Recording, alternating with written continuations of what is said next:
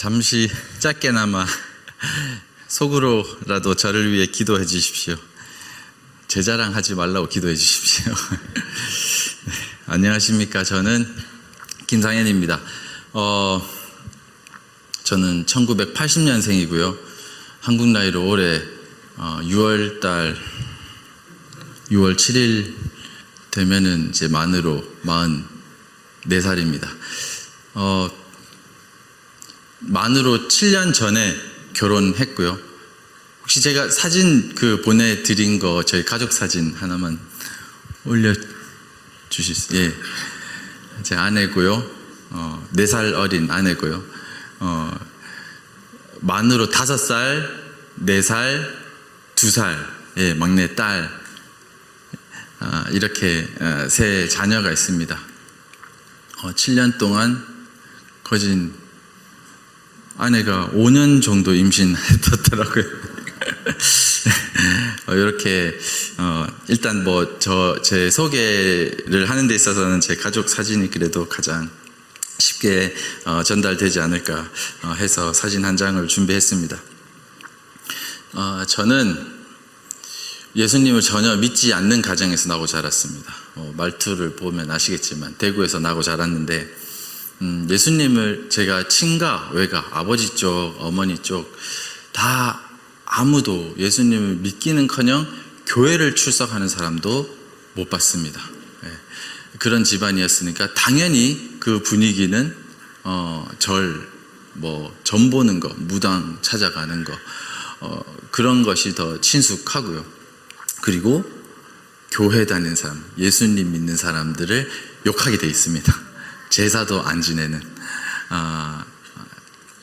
그리고 막 자기들끼리만 뭉치는 그런 분위기에서 부모님 이렇게 교육받고 자라왔고, 저는 이제 저보다 3살 많은 형이 있고, 저희 이제 부모님 아직 대구에 계신데요. 아버지는 대구대학교에서 교수로 재직하시고 이제 은퇴하셨습니다.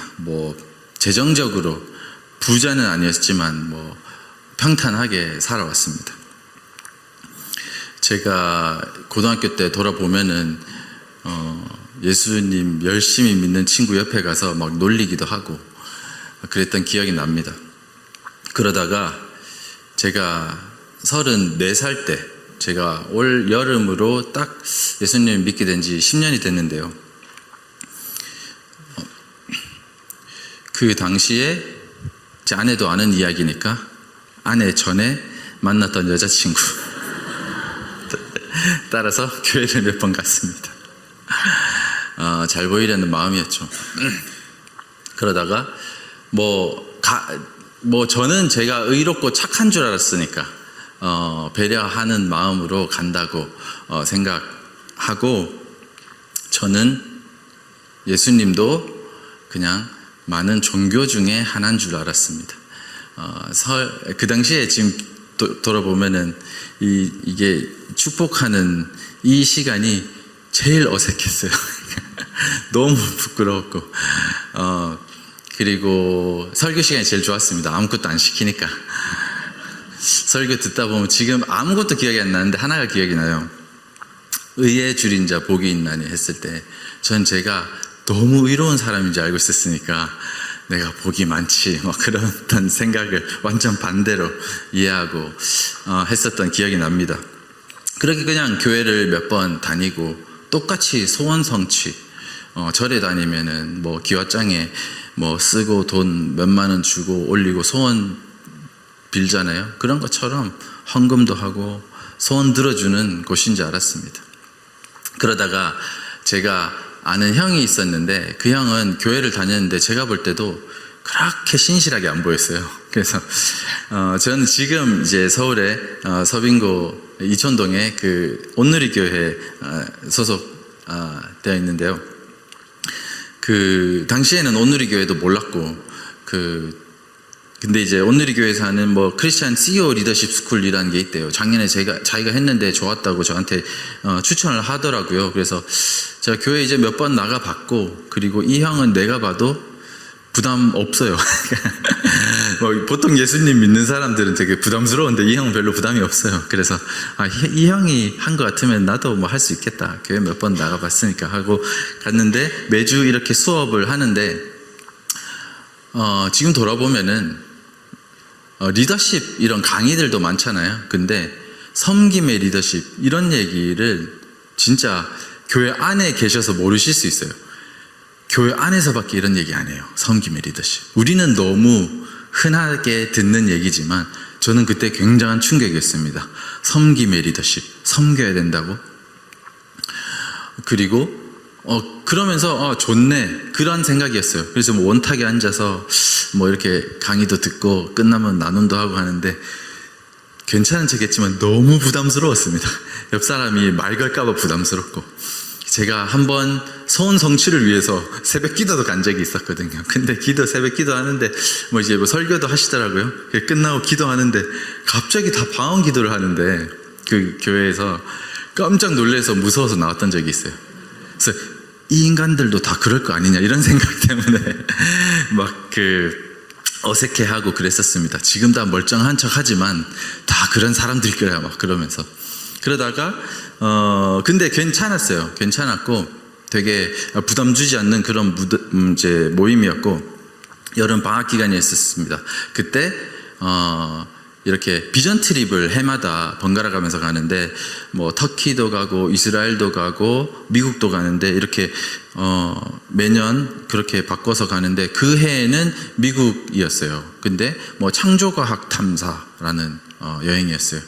저는 뭐 이게 보니까 일정을 보니까 LA에 가서 그랜드 캐년도 가고 뭐 좋은 데 다 가더라고요. 미국 서부에. 그래서 관광 코스를 다 가더라고요. 그래서 휴가도 창조과학 뭐 이런 거 모르니까 그 당시에 창조 경제라는 말이 유행이었어요. 그러니까 뭐 그런 건가? 뭐 그러면서 뭐 LA 좋으니까 휴가도 내가 가본 적도 없는데 가보자. 뭐 LA 시내 가서 떡볶이 가게 열 수 있는 거 한번 보고 오자. 뭐 그 생각 그랜드 캐년 한번 보고 오자 이러면서 신청해서 갔습니다. 근데 저는 교회 생활을 해본 적이 없으니까 제가 알기로는 온누리 교회가 뭐 파트타임 교육자들 포함하면은 300명이 넘는다고 알고 있어요. 목사님들, 전도사님들이. 근데 그 당시에 저는 제 눈으로 교회 안에서 여러 명의 목사님을 보고 있으면서도 아무리 커도 목사님은 교회 한 분인 줄 알았어요. 그 정도로 교회를 몰랐어요. 그러니까 목사님이 얼마나 부담스럽겠어요, 저는. 근데 이제 비행기 타고 미국 가는데 옆자리에 목사님이 앉으신 거예요. 그러니까 목사님 저보고 자기랑 룸메이트라는 거예요. 그래서 이건 또 무슨 일인가? 따로 자는 거 아닌가? 막 그러다가 근데 결과적으로는 그 목사님이 정말 너무 좋은 분이셨어요. 그래서 목사님에 대한 편견도 정말 그 목사님으로 인해서 다 이렇게 깨어지게 되고 목사님이랑도 뭐 지금도 가장 친한 목사님 중에 한 분이시고 제가 갔는데 이재만 선교사님이라는 분이 이 투어를 인도하시는 거예요. 그래서 선교사라는 사람도 처음 봤어요. 선교사가 뭐지 들어는 봤는데 저는 예전에 봉사활동을 하고 싶었는데 막 검사역을 해봤어요. 안 믿을 때. 근데 봉사하려고 하면은 봉사단체가 다 기독교 단체인 거예요. 그래서 저는 저 집단에 도움을 주기 싫어서 봉사활동을 안 했을 정도였어요. 근데 선교사라는 사람도 처음 보고 저 사람이 뭐 하는 사람인지도 몰랐어요. 첫날에는 뭐 이제 시내 투어도 하고 뭐 시차 적응도 할 겸 이렇게 구경도 하고 둘째 날부터 출발을 하는데 선교사님이 차에서부터 강의를 하기 시작하시는 거예요. 버스가 좋아요. 막 모니터도 있고. 그런데 그분은 지질학 전공자 석사까지 한국에 사시고 더 공부하시기 위해서 미국으로 오셨고 뼛속까지 진화론자 학자셨는데 그분도 온 집안이 선교사 목사인 집안에서 신앙을 초등학교 때 이루셨대요. 왜냐하면은 이제 주일학교 선생님한테 선생님 저는 어떨 때 보면 하나님 없는 것 같아요. 그러니까 주일학교 선생님이 확고하게 대답해 주셔야 되는데 네가 믿든 안 믿든 하나님 살아계셔 이렇게 말씀하셔야 되는데 나도 그래 이렇게 하신 거예요. 그래서 이 선교사님 초등학교 때, 다 이렇게 믿는구나. 그러니까 이렇게 뭐 교회에서 다 싸우고 지금 이렇게 하는구나. 그러면서 완전 마음에서 하나님을 떠났대요. 이제 부모님 때문에 보여주기 식으로 교회를 이렇게 왔다 갔다 하는 정도였고, 근데 미국 갔다가 창조가 제네시스 플러드라는, 그러니까 창세기 홍수라는 책을 어떤 교회 친구로부터 전달받은 거예요. 그리고 그걸 읽고 진화론을 지금까지 다 공부해왔던 그 지질학이 과학적으로 창조가 맞구나라는 것을 알게 된 거예요. 네, 내가 공부했던 게 다 틀렸고 너무나 허무맹랑한 이야기구나. 지성적으로, 과학적으로. 그래서 완전하게 회심하신 분이었어요. 저는 뭐 그런 배경 정도는 모르고, 선교사님이 처음부터 출발하신 데서 이제 이런 질문을 하시는 거예요. 우리가 하나님을 왜 믿죠? 그러니까 거기 장로님도 계셨고 시사님도 계셨고 목사님도 계셨고 뭐 이런저런 대답을 해요. 예, 다 맞습니다. 근데 선교사님이 이런 말씀하시는 거예요. 우리가 하나님을 믿는 이유는 성경을 딱 드시더니 성경이 사실이기 때문입니다. 이렇게 말씀하시는 거예요. 그래서 선교사님은 저런 일을 하시는구나. 예, 저는 충격 전혀 없죠. 그러니까 저런 일을 하시는구나. 이 성경이 거짓말이면은 믿을 만한 것이 못 됩니다. 너무 자신감 있게 말씀하시는 거예요. 그 자신감에 조금 압도되는 건 있었어요. 좀 멋있어 보이더라고요. 그러면서 뭐 제가 찬양하고 예배하고 막 기도하고 그러면 부담스러웠을 텐데 학교에서 배운 거 얘기를 하시는 거예요. 뭐 진화론에 대해서 오스트랄로피테쿠스도 나오고 뭐 나와요. 그런데 이런 것들은 지금 교과서에 있었는데 빠졌다는 거예요. 왜냐? 논문이 거짓말이라는 것이, 조작이라는 것이 드러나서 그냥 아주 사실만, 팩트만 아주 드라이하게 말씀해 주시는데 그랬어? 그런 일이 있었어? 저는 뭐 학교 다닐 때 잠깐 봤고 지나갔으니까 전혀 관심도 없었고, 완전히 뭐 진화론밖에 배운 게 없으니까 진화론자죠. 그러니까 맨날 제가 부르는 노래같이 친구들만 보면은, 털 많은 친구 보면 넌 덜 진화됐어. 네. 털 없으면은 넌 좀 고등하구나. 뭐 이렇게.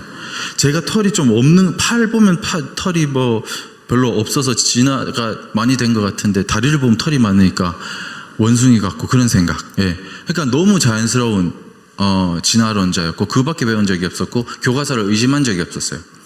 그리고 근데 하나하나 제가 알고 있던 것들이 다, 제가 알고 있던 상식이 다 깨어지는 거예요.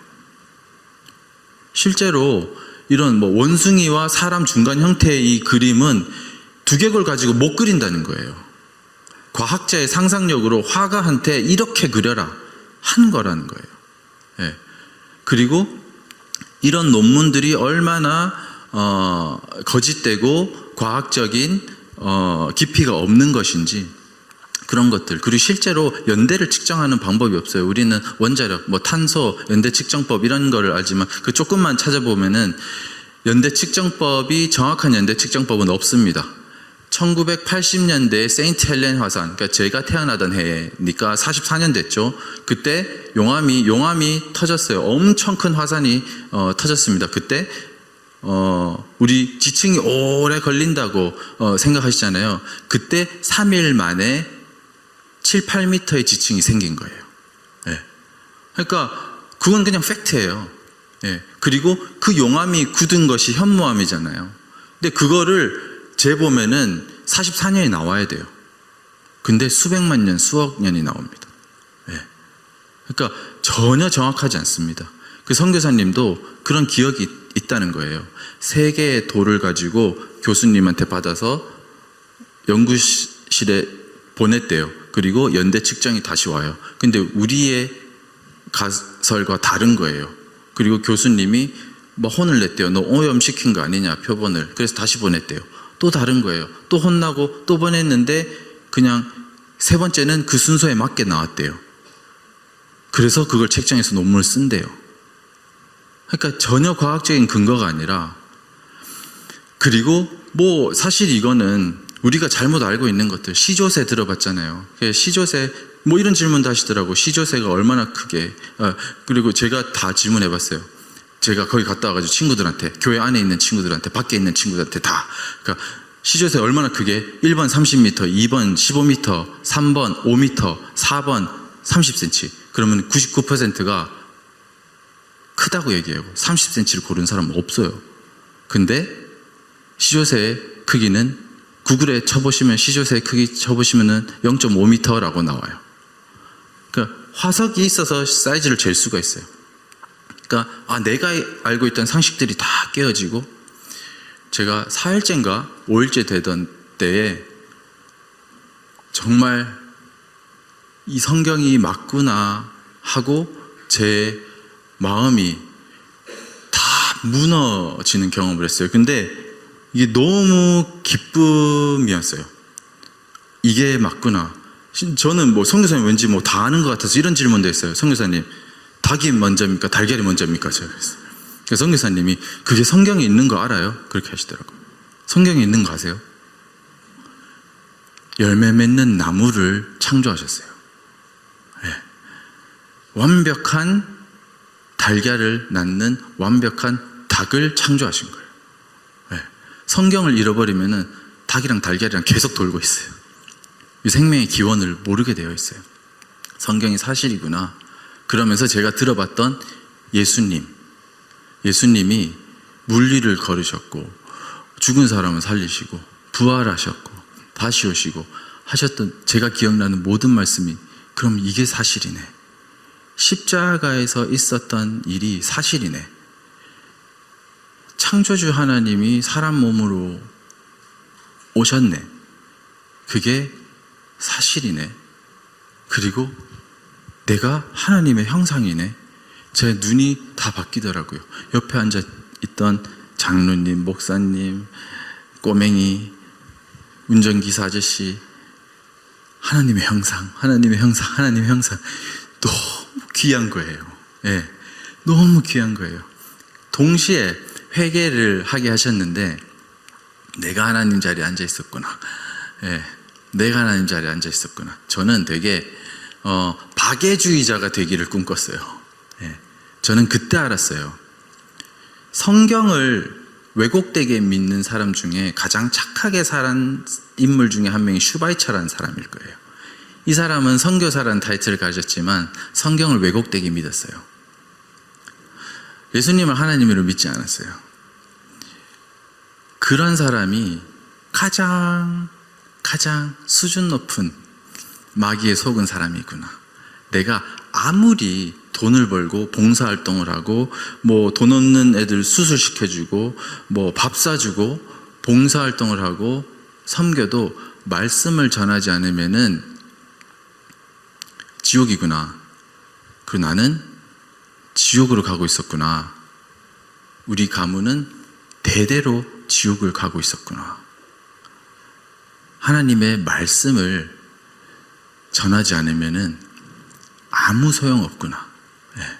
그때 깨닫고, 그리고 제가 너무 귀해진 하나님의 형상들, 회개가 되는데, 먼저는 내가 하나님의 자리에 앉아 있었던 것, 그리고 하나님의 형상인 이 귀한 사람들, 존재들, 동물과 완전히 구별되는 하나님의 형상으로 지어진 이 사람들, 제가 싸웠던 친구들, 퇴사했지만 내가 너무 모질게 혼냈던 직원들, 전화하고 만나고 문자하고 다 사과했어요. 찾아가서 미안하다. 내가 하나님 믿게 됐는데 네가 하나님의 형상이고 그 귀한 존재인지 모르고 내가 함부로 대했었다. 미안하다. 전화 받으면 전화 받고, 만날 수 있으면 만나고, 대꾸 안 하면은 문자로라도. 예. 나중에 그렇게 신나게 하는데 기억날 때마다 괴로운 거예요. 이게 또 해야 되니까. 예. 그런 과정들을 겪었습니다. 그래서 저는 그 이후로 전도하는 게 너무 쉬웠습니다. 왜냐하면 성경이 사실이니까. 제발 지성적인 걸 믿어라. 근거도 없는 거 믿지 말고 증거도 없는 거 믿지 마라. 믿을 만한 증거를 하나님은 다 주셨어요. 성경이, 또 특히 신약 성경이 어떤 역사, 기록한 기록물 중에 사본이 많고, 기록물 중에 가장 신빙성 있다라는 기준을 가리는 기준 두 가지가 있는데, 하나는 일어났던 사건부터 쓰여졌던 시기가 가까운 것, 그리고 그게 쓰여졌던, 이렇게 비교하고 대비해 볼 수 있는 사본이 많은 것, 그 두 가지 기준입니다. 어떤 책도 따라올 수 없어요. 그리고 우리가 학교에서, 교과서에서 배우는 역사책, 그런 기록들은 사본이 한두 개, 두세 개, 그리고 일어난 시점과 기록된 시점이 400년, 600년 이렇습니다. 네. 신약 성경은 수십 년 안에 있어요.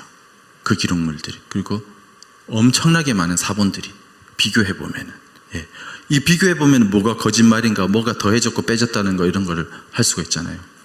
아무도 부정하지 않습니다. 예수님께서, 진짜 정직한 학자들은 예수님께서 진짜 부활하셨다는 것, 그거는 부정할 수가 없어요. 그래서 저는 너무 쉬웠어요, 전도하는 것이. 이 증거들을 봐라. 그리고 만나는 사람마다 전도를 하고, 그리고 제가 사실 제가 신앙을 읽는, 그러니까 성경을 읽는 기준에서 가장 중요하게 여기는 부분이 뭐냐면은, 이재만 선교사님 CGN TV의 강의도 있고 그런데요. 또 참고할 만한, 되게 사실 이런 난해한 질문에 대한 답은 사실 우리 크리스천들이 다 만들어놨어요. 사실 회의적인 질문에 대한 질문, 신앙에 대해서 회의적인 질문은 사실 20, 30가지 안에 다 있습니다. 예. 그러니까 많지 않아요, 생각보다.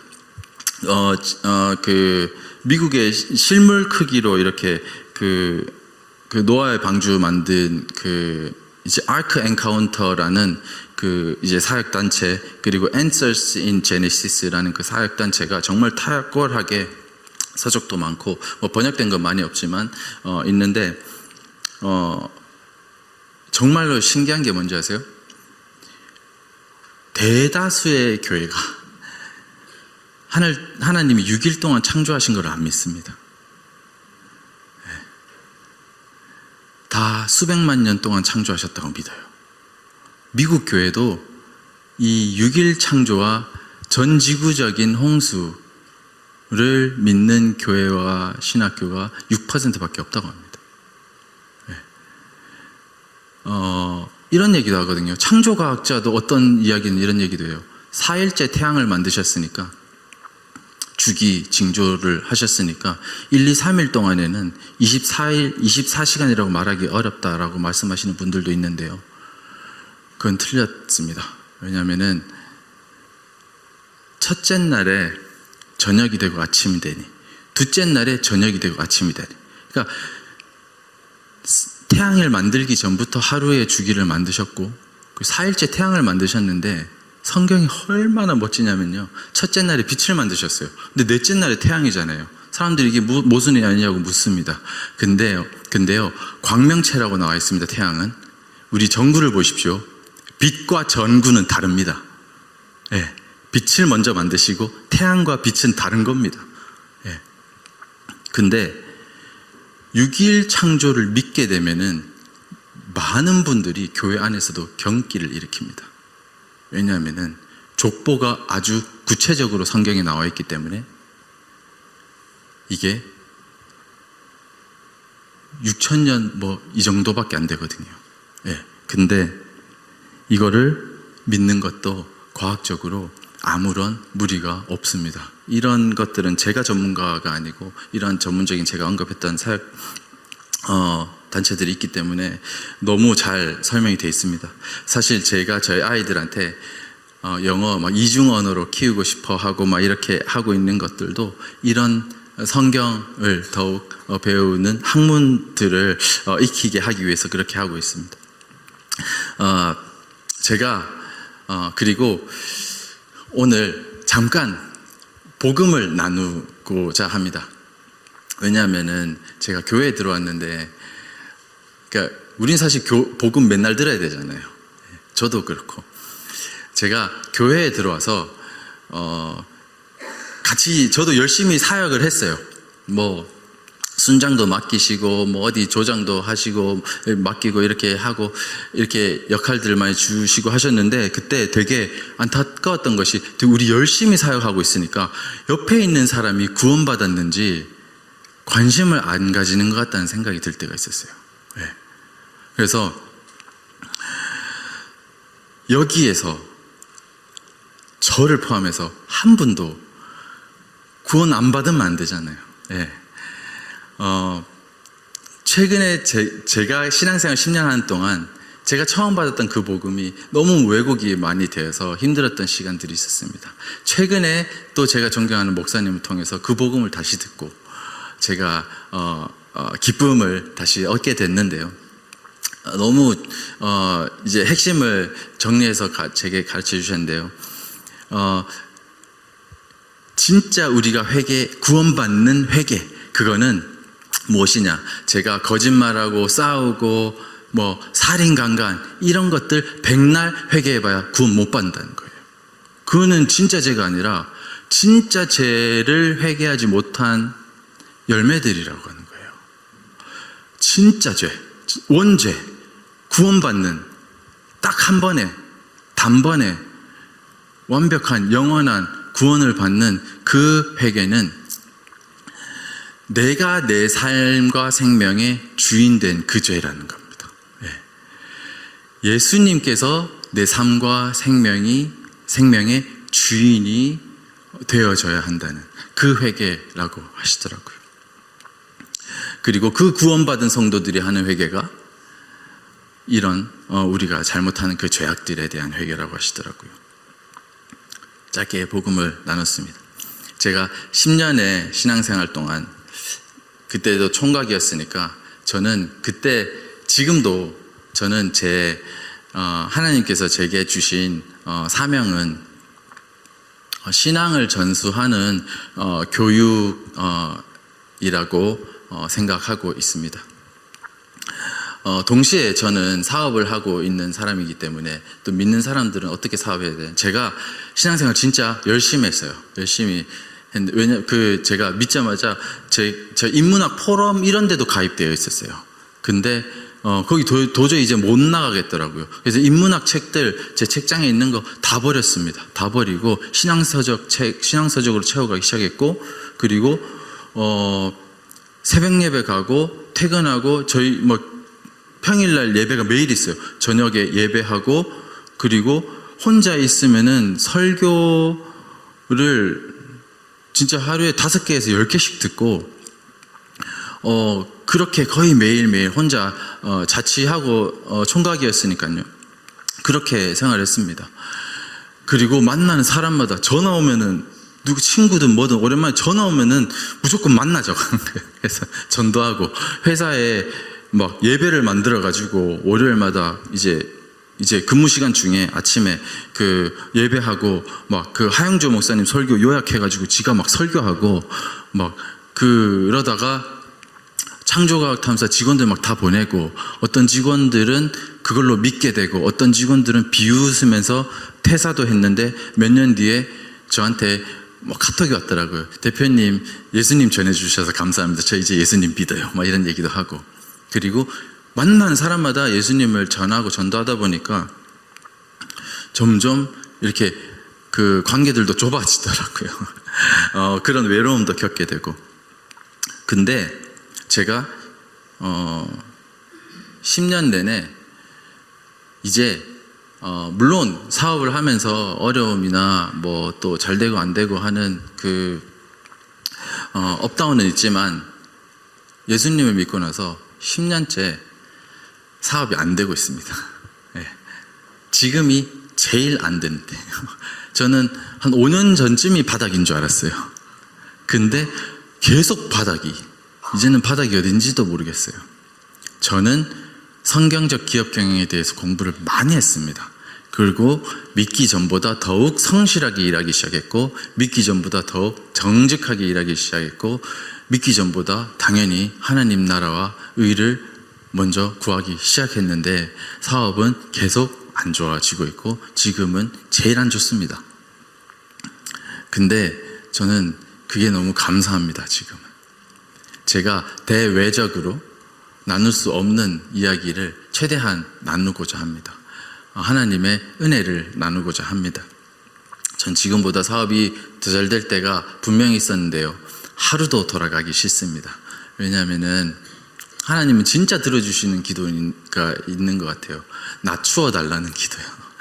정말 계속 낮춰 주시더라고요. 그만해도 되겠는데 계속 낮춰 주시더라고요.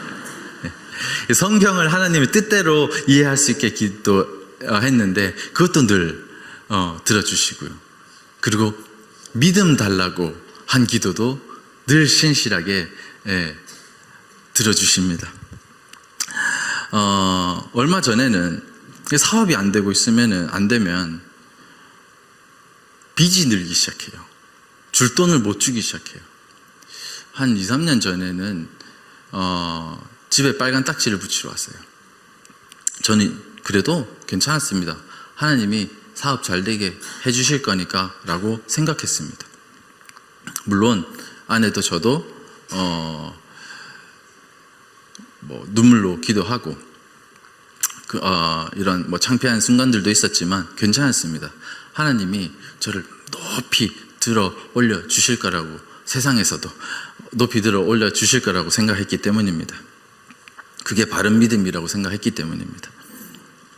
그리고 제일 듣기 싫은 말이 있었습니다. 뭐냐면은 빚이 생긴다는 거는 내가 남의 돈을 썼는데 못 준 거잖아요.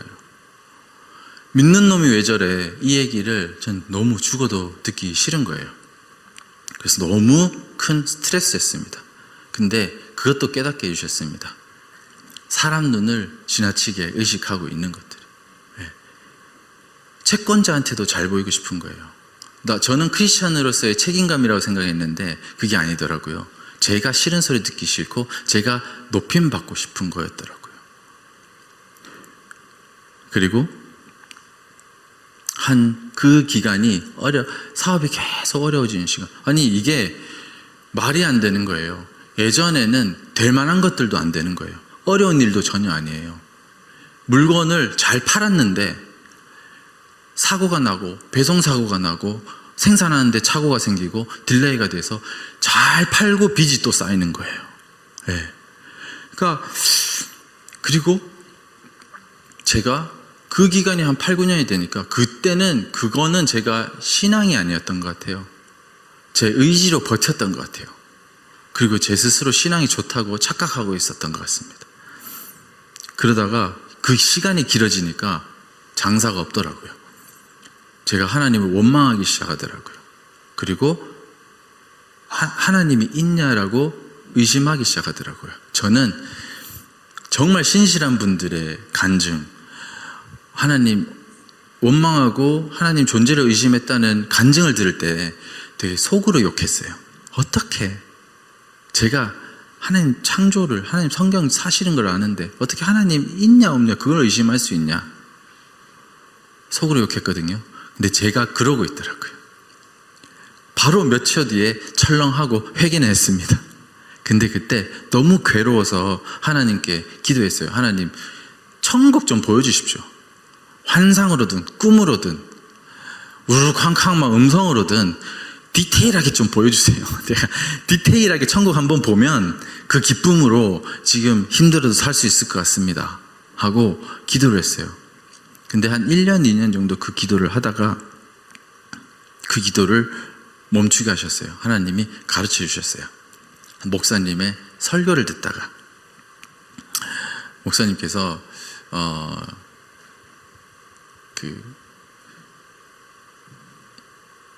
구원은 행복과 기쁨은 물질에서 나오는 게 아니라는 거예요. 생각해 보니까 맞더라고요. 관계에서 나온다는 거예요.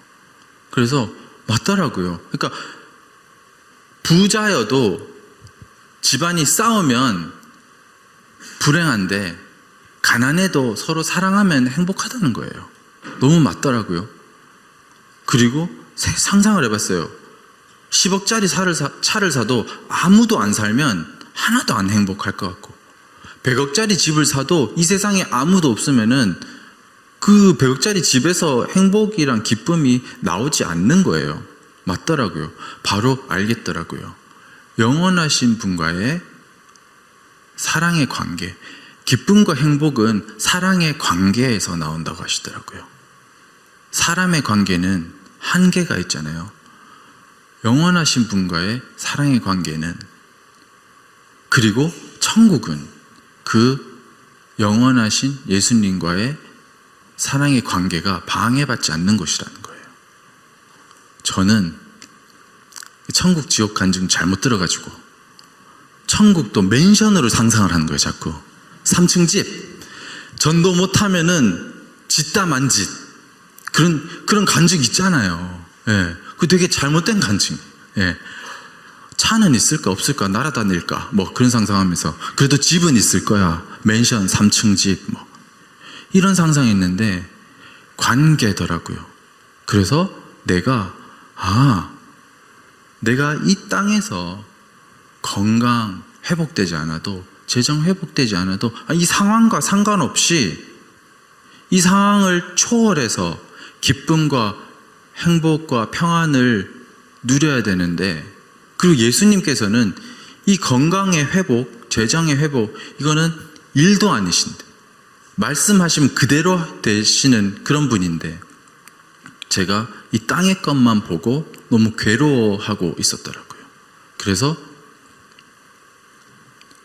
제 고백이 바뀌었어요. 하나님, 이 빚 좀 빨리 갚아주세요. 제가 크리스천으로서 좀 당당해지고 싶습니다. 늘 그렇게 기도하다가, 하나님, 제가 평생 빚만 갚다가 제대로 된 사업도 못하고 제대로 된 사역도 못하고 평생 빚만 갚는 인생이라도 저 이제 기쁘게 살 수 있을 것 같습니다.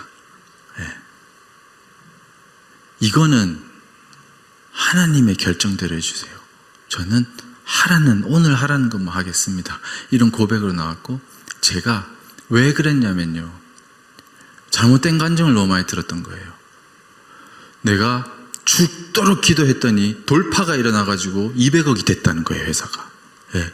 내가 목숨 걸고 순종을 했더니 내가 사역하던 게 커졌다는 거예요.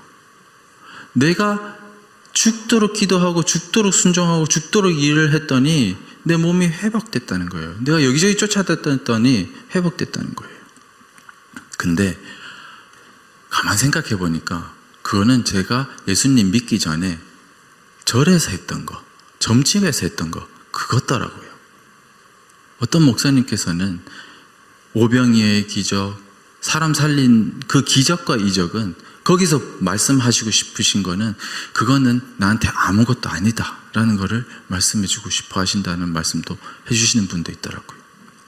그러니까 저는 그 땅의 것만 그렇게 구하고 있었던 거예요. 그러니까 이게 안 되니까 너무 괴로웠던 거예요. 그리고 성경적 원리를 공부해가지고, 제가 얼마나 성경적 원리에 대해서 신앙서적도 많이 보고 공부를 했는지 모릅니다. 근데 그때 돌아보니까 이런 성경적 원리를 활용해서 제가 돈 벌려고 했더라고요, 보니까. 네. 교회가 컸어요. 회사가 커졌어요. 몸에 회복이 있었어요. 비결이 뭔지 아십니까? 이것은, 그 모든 비결은 우리는 모르고요, 하나님의 전적인 은혜입니다.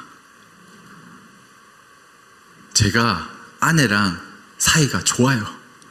1년에 한 번씩 크게 싸웁니다. 근데 조금씩 덜 싸워요. 화목하게 지냅니다. 근데 그것을 위해서 노력하는 것도 있어요. 한 몸이 되기 위해서. 제가 핸드폰을 보다가도 야한 사진 아니라도요, 여자면 돌려보여요. 유튜브보다 여자가 내한테 말하고 있으면 끕니다. 그런 것도 있고, 이렇게 제 행동을 조심하는 것들이 있습니다. 제가 죄인이니까. 그리고 웬만하면 아내랑 다 나누고 이야기하려고 하고. 근데 저와 아내가 이혼하지 않고 화목하게 지낸 이유는 그런 것들이 비결이 아니라 전적인 하나님의 은혜입니다. 예. 그런 것들도 하나님께서 가르쳐 주신, 전적으로 가르쳐 주신 지혜고요. 제가 그렇게 제 의지로 버티다가 진짜 하나님과의 사랑의 관계가 중요하다. 진짜 하나님께서 제가 그 이후에 또 한 번 절망을 느꼈던 적이 있습니다. 뭐냐면은 하는 것마다 안 되니까 저는 사업에 재능이 있는 줄 알았어요. 하나님이 사업으로 탤런트를 주신 줄 알았어요. 그래서 저는 기획하는 것도 좋아하고 잘한다고 생각했고, 사람들 설득하는 것도 잘한다고 생각을 했고요. 그리고 위험을 감수하는 것도 잘한다고 생각을 했습니다. 근데 몇 년 동안, 거의 10년 가까운 기간 동안 하는 것마다 안 되니까 어떻게 하는지 모르겠더라고요. 이제 모든 자신감이 사라지더라고요. 그리고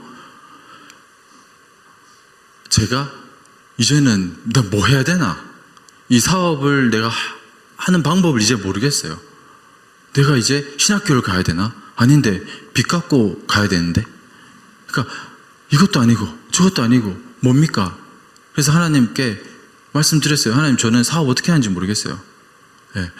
뭐 잘 되는 거 방법 저는 모르겠어요. 이거 하나님 거니까 전 진짜 망하든 어떻게 하든 모르겠어요. 근데 제가 사람들한테 그래도 시험 들지 않게 친절하게 이제 하겠습니다. 예수님 믿는 사람으로서. 근데 그러고 나서 옛날보다 사람들 말도 더 경청하고 이렇게 하는데, 제가 중간에서 이렇게 대화하는 과정 중에 최선을 다해서 대화했는데 관계가 소원해지는 거예요. 정말 관계를 위해서 최선을 다해서 노력을 했는데, 그리고 그때 너무 화가 나는 거예요. 너무 화가 나고, 왜냐하면은 난 이것도 안 되는구나. 나는 집에다가 돈도 못 벌어다 주고 정말 은혜가요. 그런 어려움 중에서도 애를 셋을 낳으면서도 임신했다고 했을 때마다 벌쩍벌쩍 좋아서 뛰었어요. 예, 제대로 뭐 생활비를 갖다 준 적이 없습니다. 애들 나오는 수당으로 거진 아내가 키우고요. 그랬는데 제가 아무 사업도 난 돈 버는 것도 이제 모르겠고, 그리고 사람들한테 친절하게 해도 이게 이렇게 되고, 나는 쓸모없는 놈이다. 이 결론이 딱 제 머릿속에 떠오르면서 나는 정말 쓸데없는 놈이구나. 난데없이 영어 단어가 기억이 나는데 useless, 쓸모없는, 이만한 게 제 이마에 뻑, 나는 useless다. 쓸데없는 놈이다. 아무짝에도 쓸데가 없구나. 나는 하나님께 쓸모없는 놈이구나. 그리고 극도로 화가 났어요. 처음으로 죽고 싶다는 생각이 들었고, 아내에게 전화를 했어요. 나는 진짜 쓸데없는 놈인 것 같다. 그리고 죽고 싶다. 저는 말을 조심해야 되는 걸 알기 때문에 그런 말을 내뱉어 본 적이 없어요. 근데 너무 솔직한 심정이었어요. 그렇게 얘기를 하고 한 30분, 1시간 있다가 퇴근해서 집에 갔습니다. 그냥 살아야 되니까 살아있는 것이었어요. 그러니까 애들 밥 먹어야 되니까 그냥 밥 들고 가고, 그러니까 dead man walking 그런 극도의 우울감으로 한 4-5시간을 있었는데, 바로 하나님께서 4-5시간 후에 회복시켜 주셨어요. 뭐냐면은 맞구나. 성경 말씀이 맞네. 무익한 종, 그 말이 맞네. 그 말 뜻을 처음 알았어요. 이게 불과 몇 개월 전의 일입니다. 예. 하나님은 창조주 하나님이시고 모든 것을 가지신 분이고, 하나님께 어떤 것도 모든 사람은 보탬을 할 수가 없습니다. 그래서 저는 그걸 제 의로 보태주려고 했던 거예요. 하나님 나라에, 예. 하나님한테. 근데 맞구나, 이 찬송가의 가사가 성경 말씀의 이 무익한 종이 맞구나, 너무 정확한 말씀이시구나. 이렇게 무익한데, 이 무익한 아들인데 하나님께서는 나와 영원히 함께 해주신다고 하셨구나. 이렇게 무익한 존재임에도 불구하고 나를 사용하고 싶어 하신다는 거구나. 예. 그래서 제가 찬송을 하는데 제가 무슨 자격이 있겠습니까? 은혜로 서 있는 거죠. 그러니까 내가 여기 왜 있는 거지? 너무 신기한 거예요. 저는 언젠가부터 예수님은 창조주 하나님입니다, 이거 평생 전하고 싶다는 생각밖에 없게 되었어요. 근데 이렇게 제 입술을 쓰시든 안 쓰시든 상관없으신데 제 마음의 소원을 알고 들으시고 사용해 주시는 은혜가 너무 감사해서 눈물이 나더라고요. 그래서 제가 부자 되고 싶은 마음이 없어졌습니다. 네. 하나님이 부자로 만들어 주시는 거에 대해서 오히려 더 두려운 마음이 갖게 됐어요. 신명기에도 제가 가진 것이 많아지면 하나님 여호와 멀어질까 봐 염려하노라, 이런 말씀이 있으시더라고요. 저는 압니다. 하나님 뭐 주시면은 금방 교만해질 것을, 그거는 너무 잘 압니다. 그래서 차라리 가난하게 해달라고, 하나님과 가까이 해달라고, 그렇다고 제가 가난하게 해달라고 하나님이 늘 가난하게만 두실 것도 아닌 것도 압니다만, 중요한 거는 제가 하나님과 가까이 해달라고, 가까이 있게 해달라고 더욱 기도하게 됐습니다. 건강, 재정, 명예는요, 하나님께 아무것도 아닙니다. 오히려 제가 아이들을 키워보니까 작은 신음에도 마음이 미어지더라고요. 그리고 아이들이 달라고 하는 거를 주는 게 더 쉽더라고요. 안 주는 게 더 어려워요. 예. 하나님께서 저한테 안 주시는 게 더 어려우시겠다. 예. 주실 수 있는 분이니까. 예. 근데 진짜 건강, 재정, 명예 없어도 기쁨이 넘칠 수 있는 것이 복음의 능력이지 않습니까? 예수님의 그 이름의 능력이지 않겠습니까? 사실 이미 모든 것을 얻었고, 정말 확실한 미래, 정말 본질적으로 중요한 미래, 영원한 생명, 천국을 주셨고, 그거는 확실히 주셨는데, 그 사이에 있는 이 미래, 우리가 알기를 바라지 않으시는 이 미래를 자꾸 우리는 알고 싶어 하고, 그러니까 점집에 찾아가고, 예수님의 이름으로 선포되지만 이런 예언을 빙자한 이런 미래를 점치는 이런 말씀을 쫓아다녔던 제 모습이 다 드러나더라고요. 그래서 지금은 정말 하나님과의 영원한 이 사랑의 관계, 하나님은 필요한 게 없으신데 한 가지가 필요하신다는 것을 하나님이 저에게 가르쳐 주셨던 것 같아요. 그게 뭐냐면은 하나님이 간절히 저한테 필요로 하시고 원하시는 게 있으시더라고요. 저의 사랑입니다. 네. 그 베드로한테 그런 말씀하셨더라고요. 네가 나를 사랑하느냐? 그 전에 내가 누구냐? 네. 창조주 하나님이십니다. 살아계신 그리스도시요 하나님의 아들이십니다. 네. 네. 하나님 필요하신 거, 그리고 너무 간절히 원하시는 거, 나의 사랑. 사실 저의 사명은 자녀에게 신앙을 물려주는 것이라고 생각합니다. 가장 먼저는 제 아내와 한 몸 되는 것이고, 그 안에서 자녀를 신앙 안에서 키우는 것인데, 제가 믿을 때부터 진화론과 이런 사회주의 이론과 학교에서 선교사님이 이렇게 말씀하시더라고요. 저 진짜 충격받았었습니다. 제가 처음 믿을 때 이틀째인가 제가 듣고, 그럼 답이 뭔데? 근데 선교사님이 이런 말씀하시더라고요. 교과서에는 사실만 있는 것이 아닙니다. 그렇게 말씀하시더라고요. 저는 그런 명제를 처음 들어봤는데 너무 맞더라고요. 나중에 보니까 정말 이 마귀의 미션은 단 한 가지더라고요. 뭐냐면은 성경 못 믿게 하는 것. 예. 그래서 예수님 못 보게 하는 것. 예. 그래서 저는 그 이후로 그냥 혼자 총각이고 애도 없는데 걷다가 눈물이 나와요. 그냥 학교에 있는 애들 때문에. 예. 내가 할 수 있는 것은 없고. 저는 저희 아이들을 키우면서 제가 얼마나 키워봤겠습니까? 이제 5년 키웠는데요. 예, 뭘 알겠습니까? 근데 그간에 제가 공부했던 거, 하나님께서 가르쳐 주셨던 거 짧게 나누자면, 그래서 저는 제 아이에게 적용하고 있는 것은 뭐냐면은, 다 사실 성경과 목사님께 배운 것들입니다. 자녀 교육의 첫 번째는 부부가 한 몸이 되는 것입니다.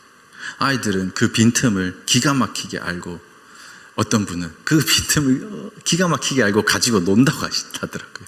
예, 부부가 정말 한 몸이 되어야 된다. 그리고 내 자녀는 전적으로 부패한 죄인이다.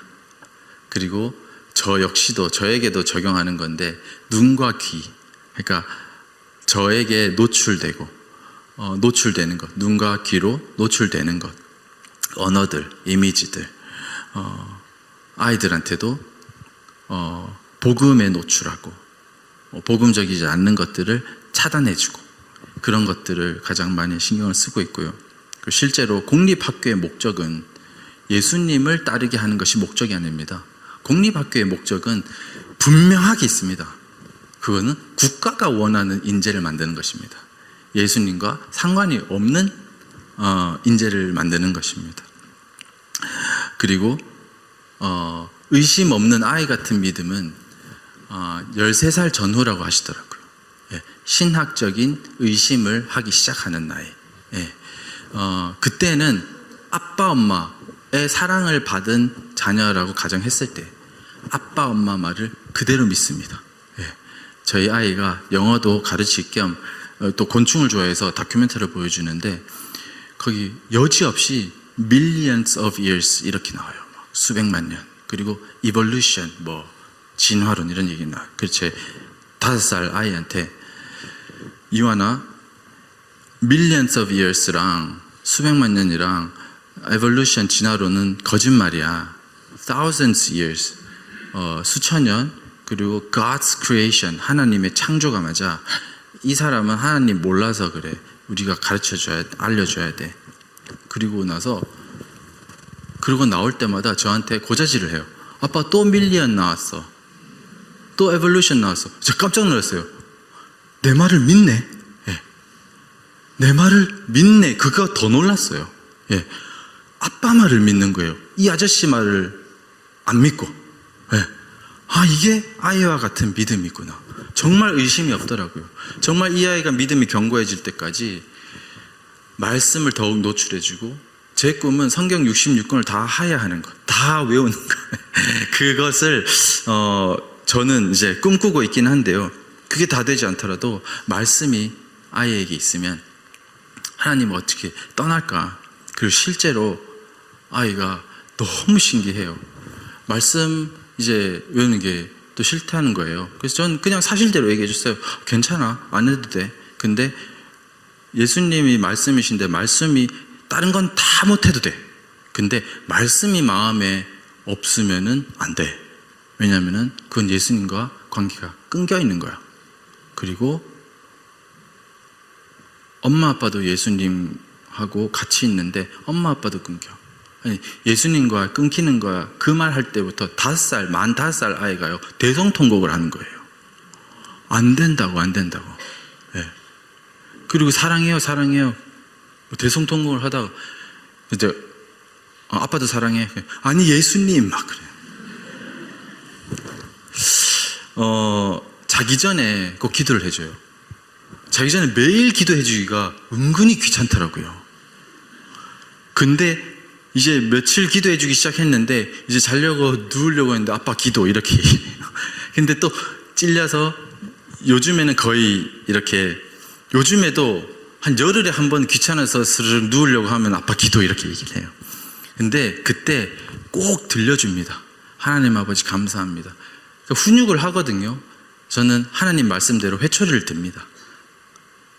기준이 있습니다. 지속적인 불순종, 그리고 누군가 때릴 때, 그리고 거짓말할 때, 그리고 말로 하다가 안 되면은 회초리를 드는데, 이렇게 안고 한 대를 아주 세게 때립니다.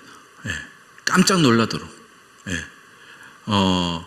그리고 그럴 때마다 그런 것들도 사실 제가 많은 고민들, 그러니까 자책하는 마음, 그 고민들, 기도가 있었는데, 근데 올바른 훈육은 자녀와 더 가까워지게 하더라고요. 그리고 늘 더 이제 마음 같이 아파하고 안아주게 되고 기도해주게 되고, 그리고 제가 연약하니까 실수할 때가 있잖아요. 근데 매일 저녁에 기도해주면서 그걸 만회하고, 그리고 아빠의 마음, 예수님의 마음을 들려줄 기회가 되더라고요. 밤에 자기 전에. 저는 이렇게 기도해 줍니다. 하나님 아버지 감사합니다. 이완이 이렇게 이쁜 아들로 보내주셔서 감사합니다. 이완이하고 사는 삶이 얼마나 행복한지 모르겠습니다. 얼마나 기쁜지 모르겠습니다. 이완이에게 먼저 성경 믿는 믿음 주시옵소서. 성경 66권 다 할 수 있게 해주세요. 말씀이 가득 차고 넘치게 해주세요. 예수님이 이완이를 얼마나 사랑하는지 하시는지 매일매일 그 음성 들으면서 살아가게 해주세요. 그리고 예수님만 사랑하고 예수님만 자랑하는 이완이 되게 해주세요. 가는 곳마다 예수님 자랑하고 가는 곳마다 복음 전하는 이완이 되게 해주세요. 이거는 기본으로 있는 겁니다. 말씀의 아들 되게 해주세요. 그렇게 기도를 하는데요. 아빠의 마음, 예수님으로부터 받은 아빠의 마음과 예수님의 마음을 얘기해 줄, 늘 저의 넘어짐에도 불구하고 만회할 수 있는 기회를 매일매일 그렇게 주더라고요. 그리고 제가 한 가지, 다른 거 성경 많이 못 외워도, 그래서 매일매일 늦어도 이틀에 한 번 아이에게 물어보는 게 있어요. 이완, 예수님 누구야? 답이 있어요. 창조주 하나님. 이완이는 누가 만드셨어? 예수님. 이완이는 누구 거야? 예수님. 됐어. 그래서 이 고백으로, 그러니까 이것만, 예수님이 창조주 하나님이시고 내가 예수님 거, 만물이 예수님 것만, 그리고 그 절대적인 말씀이라는 것만 알면은, 그리고 그거 전했으면 좋겠어요. 제가 얼마나 욕심이 많겠습니까? 제가 얼마나 돈을 사랑하겠습니까? 매일매일 예수님께 그 고백을 합니다. 그래서 예수님이 필요하다고 얘기를 합니다. 그러면서 오히려 제 아이들이 세상에는 바보가 됐으면 좋겠어요. 저는 세상에서, 제가 제 안에 복음이 잘못됐었어요. 제가 최근에도 예배 중에 어떻게 예수님을 높일 수 있습니까? 몇 주째 하나님께 묻고 있었어요. 근데 말씀해 주시더라고요. 제가 예수님이 높아지기 위해서는 제가 지극히 낮아져야 된다. 그래서 하나님이 혹 저에게 재정의 회복을 허락하시든, 어떤 남들 눈에 좋아 보이는 어떤 걸 주시든 남들 부러워하는 모습으로 살지 말아야겠다. 조금이라도 시샘할 만한 그런 모양으로 살지 말아야겠다. 그리고 하나님께서 시키시는 일이 있으면 사람 눈에 들키지 말아야겠다. 보니까 예수님도 세상 누구도 부러워하지 않을 그런 모습으로 사셨더라고요. 제자들도 세상 사람들 눈에는 누구도 부러워하지 않을 그런 모습으로 다들 사셨고, 오히려 조롱받는 모양으로 사셨더라고요. 그래서 저도 오늘 단에 서는데 그 두려움이 너무 큰 거예요. 그래서 갑자기 그런 생각이 들어서 제 자랑하지 말게 해달라고 기도를 부탁드렸던 거예요. 그래서 앞으로도 제가, 그리고 저희 가정이 제 자랑하지 말고 예수님만 자랑하면서 살 수 있도록 불쌍히 여겨주시고 기도 부탁드립니다. 그리고 저는 아내가 오늘 이런 말을 하더라고요. 부담되지 않냐고, 오늘 이런 자리가. 저는 너무 기쁘다고 했어요. 저는 교회에서 자라지 않았잖아요. 근데 저는 교회만 보면 좋거든요. 또 이 신비가, 예수님 안에서 한 몸 된 우리 가족들을 만나는 것 자체가 영광이고 큰 기쁨입니다. 그 안에서 예수님을 나눌 수 있는 것 자체가. 그래서 이 시간이 저는 정말로 너무 신비로울 정도로 너무 감사하고, 영광이고 자격 없는데 은혜로 이렇게 예수님 나눌 수 있게 해주심에 정말 감사합니다. 부족한 정도가 아니라 쓸데없는 저지만 예수님 때문에 또 저의 예수님 안에서의 이야기 들어주셔서 감사합니다.